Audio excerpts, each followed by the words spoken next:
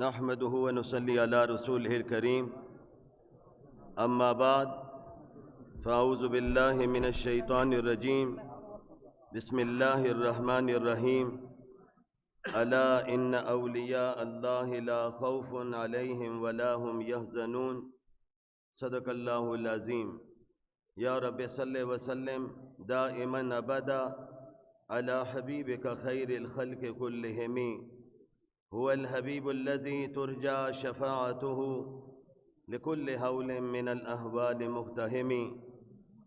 ہم سب کے مخدوم و مکرم قائد ملت اسلامیہ حضرت مولانا فضل الرحمن دامت برکاتہم العالیہ، فخر جمعیت حضرت مولانا عبدالغفور حیدری صاحب، جمعیت علماء اسلام اور جمعیت طلباء اسلام کے ذمہ داران جو اسٹیج پر تشریف فرما ہیں، اور میرے انتہائی محترم اور غیرت مند جمعیت طلباء اسلام کے جوانوں، میں سب سے پہلے جمعیت طلباء اسلام کے مرکزی صدر ہدایت اللہ پیرزادہ صاحب کو، آصف اللہ مروت صاحب کو اور ان کے تمام رفقاء کو آج مفکر اسلام حضرت مولانا مفتی محمود رحمۃ اللہ علیہ کی یاد میں اس خوبصورت مجلس سجانے پر ہدیہ تبریک پیش کرتا ہوں۔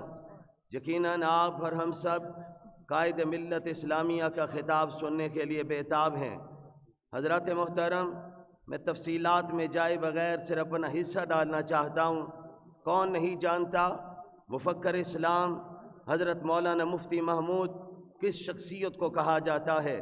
میں اگر چند لفظوں میں کوئی یوں کہوں، وہ اگر مدرسے کی چٹائی پر بیٹھتے ہیں تو شیخ الحدیث کے طور پہ نظر آتے ہیں، اگر دارالافتاء میں بیٹھتے ہیں تو مفتی اعظم کی صورت میں نظر آتے ہیں، پارلیمنٹ میں پہنچتے ہیں تو پوری قوم کی آواز بن جاتے ہیں، اور ٹیبل پر بیٹھتے ہیں تو بڑے بڑے نامور سیاستدانوں کو وہ انتہائی درجے پر اپنے مشن سے پیچھے ہٹانے پر مجبور کر دیتے ہیں۔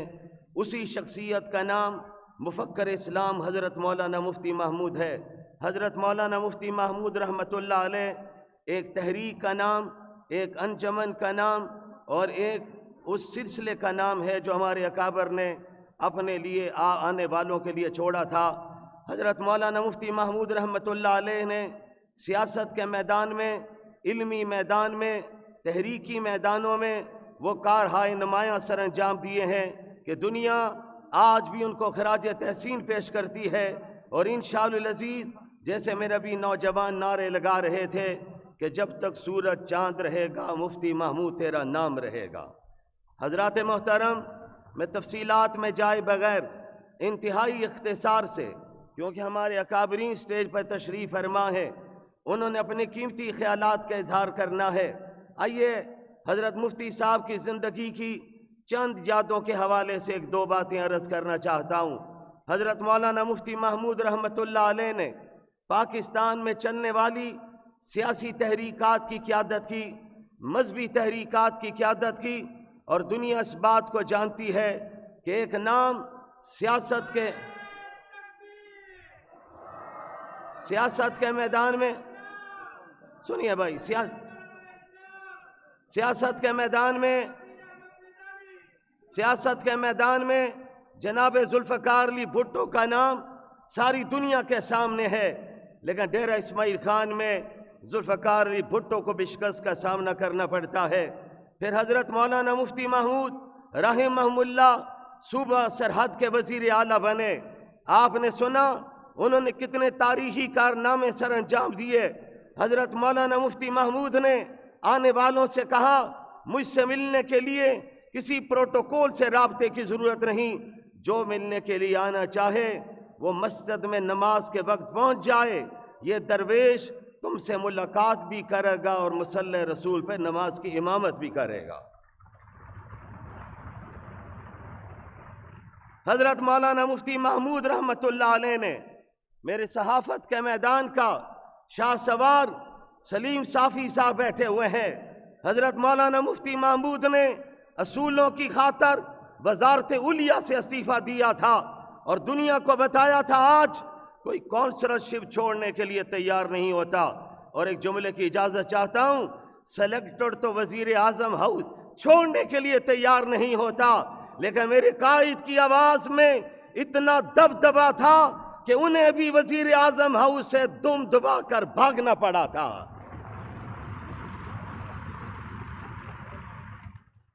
کوئی کونسلرشپ نہیں چھوڑتا، لیکن اصولوں کی خاطر حضرت مولانا مفتی محمود نے عوامی نیشنل پارٹی سے اپنے اس تعلقات کو نبھاتے ہوئے وزارت اعلیٰ سے استعفیٰ دیا تھا۔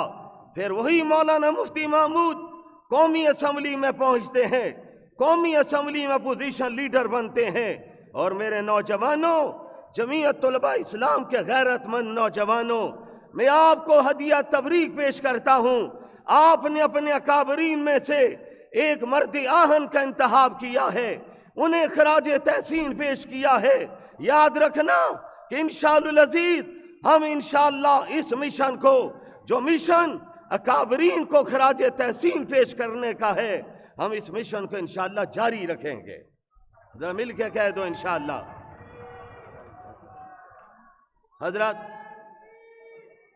حضرت محترم حضرت مولانا مفتی محمود رحمہ اللہ اس صوبہ کے وزیر اعلیٰ تھے جس صوبہ میں آپ نے انقلابی اقدامات کیے تھے۔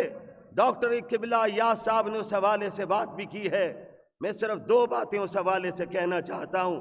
ان کے بعد اسی صوبہ سرحد میں جمعیت علماء اسلام نے حکومت کی، MMA کے پلیٹ فارم سے کی، مولانا فضل الرحمان کی قیادت میں کی، اکرم خان درانی صاحب وزیر اعلیٰ بنے، آج وہاں پہ PTI کی سلیکٹڈ حکومت ہے، اور ان کا حال یہ ہے صوبے کو نو ڈیفالٹر کر دیا ہے۔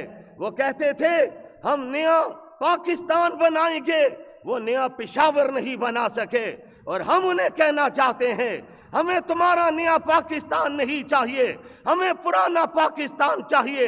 اس پرانے پاکستان میں ہمیں قیادت چاہیے تو مولانا فضل الرحمان کی چاہیے۔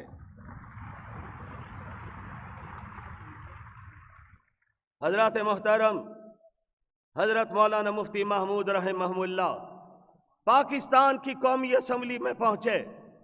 پاکستان کی قومی اسمبلی میں مولانا مفتی محمود کے کردار پر بات کروں تو لمبا وقت چاہیے، لیکن میں الفاظ میں خراج تحسین پیش کرنا چاہتا ہوں۔ حضرت مفتی صاحب اسمبلی میں پہنچے، اور اس اسمبلی میں قادیانیت کا مسئلہ آیا تو قادیانیت کے نمائندہ مرزا ناصر نے کہا تھا مجھے وزیر قانون عبدالحفیظ پیرزادہ سے بات کرنی ہے، اٹارنی جنرل یحییٰ بختیار سے بات کرنی ہے۔ میرے علماء اور اکابرین بیٹھے ہوئے ہیں، میں بھی تاریخ کا طالب علم ہوں۔ انہوں نے جواب میں یحییٰ بختیار نے کہا تھا اگر آپ نے آئین پاکستان پہ بات کرنی ہے، دستور پاکستان پہ بات کرنی ہے، تعزیرات پاکستان پہ بات کرنی ہے تو آئیے، پھر اس کے لیے پیرزادہ صاحب میدان میں نظر آئیں گے، اس کے لیے میں تمہارے سامنے کھڑا ہوں گا۔ لیکن اگر آپ نے اسلامی نظام کے حوالے سے بات کرنی ہے، قرآن و سنہ پر بات کرنی ہے، ائمہ کے اقوال پر بات کرنی ہے، فتاوی فقہا کے فتاوی پر بات کرنی ہے، پھر ہم بات نہیں کر سکتے، تمہیں جواب دے گا تو مفکر اسلام حضرت مولانا مفتی محمود جواب دیں گے۔ حضرات، یہ تاریخ کا ایک لازمی جزو ہے، اور اسی لیے میرے نوجوانوں اس پیغام کو بھی سمجھیے۔ آج کہا جاتا ہے ملا کا سیاست میں کیا کردار ہے، یہ نعرہ بھی قادیانی لابی کا ہے۔ اسی نعرے کی پشت پناہی کی تو ان یہودی لابی نے کی ہے، لیکن یاد رکھنا ملا کل بھی اسمبلی میں موجود تھا۔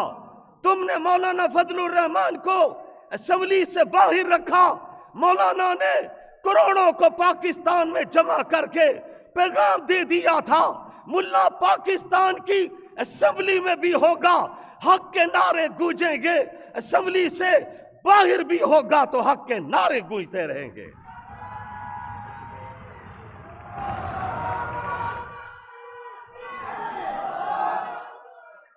ٹھہریے، میں آپ کی ترجمانی کر رہا ہوں۔ مجھے اس نعرے کا مزہ نہیں آیا، میں کہا کرتا ہوں لگاتا تھا تو جب نعرہ خیبر توڑ دیتا تھا، حکم دیتا تھا سمندر کو تو رستہ چھوڑ دیتا تھا۔ نعرہ تکبیر، نعرہ تکبیر! کل بھی مفتی زندہ تھا، زندہ ہے جمعیت۔ حضرات محترم، بڑے اختصار کے ساتھ میں عرض کرنا چاہتا ہوں، وہ نعرہ کہ ملا کا سیاست میں کوئی کردار نہیں ہونا چاہیے، نہیں، ملا ہی کا کردار ہونا چاہیے۔ اسمبلی کے فلور پر مرزا ناصر اور ان کے حواریین کو بگانے کا وقت آیا تھا۔ میں تسلیم کرتا ہوں اس اسمبلی میں مولانا شاہ احمد نورانی بھی موجود ہے، علامہ عبد المصطفیٰ الازہری بھی موجود ہیں، حضرت مولانا صدر الشہید بھی موجود ہیں، حضرت مولانا عبدالحق بھی موجود ہیں، مولانا نعمت اللہ بھی موجود ہیں، اسی اسمبلی میں مولانا عبدالحکیم بھی موجود ہیں، لیکن پوری پاکستان کی قوم کی ترجمانی کی ہے تو مفکر اسلام مولانا مفتی محمود نے کی ہے۔ مجھے کہنے دیجئے، آج پاکستان کی قوم کی ترجمانی کر رہے ہیں تو مولانا فضل الرحمان کر رہے ہیں۔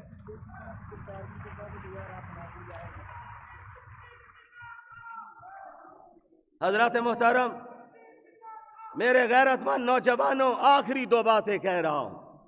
پاکستان کا آئین بنا، سن 73 کا متفق کا آئین بنا، مانتا ہوں ذوالفقار علی بھٹو کے دور میں بنا، لیکن اس آئین کے بنوانے میں کردار ادا کیا تھا تو وہ کردار مفکر اسلام حضرت مولانا مفتی محمود کا تھا۔ اسی آئین کو دبانے کی کوشش کی، اسی آئین کو مسخ کرنے کی کوشش کی، اسی آئین کو بچانے کے لیے کردار ادا کیا ہے تو مولانا فضل الرحمان نے کردار ادا کیا ہے۔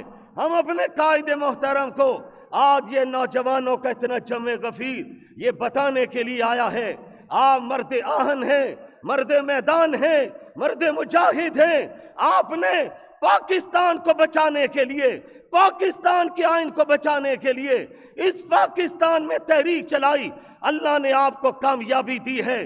آج ہم آپ کے سامنے اعلان کرنے آئے ہیں کہ قائد محترم آپ میدان میں رہیے، میدان میں ڈٹے رہیے، آئین کو بچانے کے لیے، پاکستان کو بچانے کے لیے ہمیں جان کی قربانیاں بھی دینی پڑی تو ہم دینے کے لیے تیار بیٹھے ہوئے ہیں۔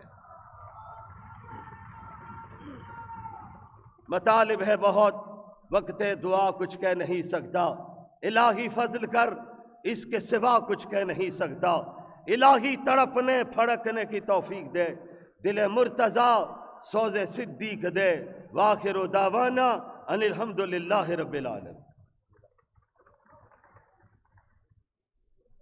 ہم انتہائی مشکور ہیں جناب حضرت مولانا امجد خان صاحب کے کہ وہ تشریف لائے اور ہمیں عزت بخشی۔ یہ بات